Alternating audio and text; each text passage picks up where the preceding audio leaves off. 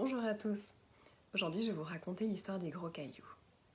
Mon amie Marlise, qui aujourd'hui n'est plus incarnée, il y a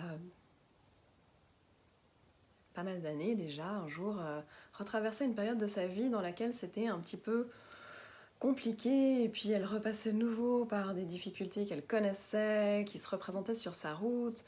Elle était un peu gavée de tout ça, et elle s'est dit « Oh là là, j'en ai marre de ces gros cailloux dans ma chaussure ». Et puis, bizarre cette expression qui lui est venue comme ça, mais gros caillou, ça lui semblait familier tout à coup.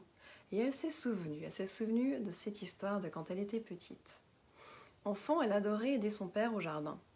Et puis, quand il fallait, une fois par année, bêcher la terre en profondeur, il y avait toujours de gros cailloux qui ressortaient et puis qu'ils enlevaient, qu'ils mettaient de côté.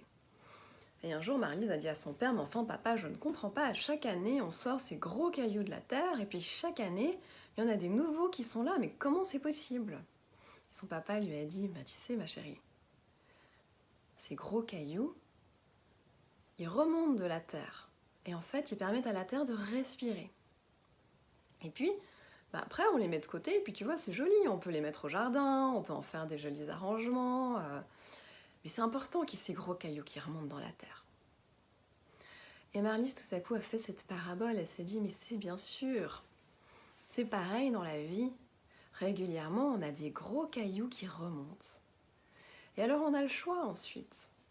Est-ce qu'on va les prendre, ces gros cailloux, et se dire, oh, c'est lourd, et en faire un tas, et voir ce tas devenir une sorte d'amoncellement, et se dire, j'en peux plus, tous ces gros cailloux qui sont remontés dans ma vie.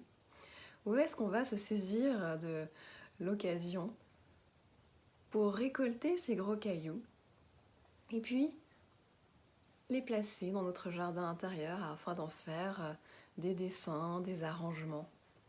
Finalement, des pierres qui nous guident et qui sont des socles sur lesquels nous pouvons nous appuyer. Pensez-y!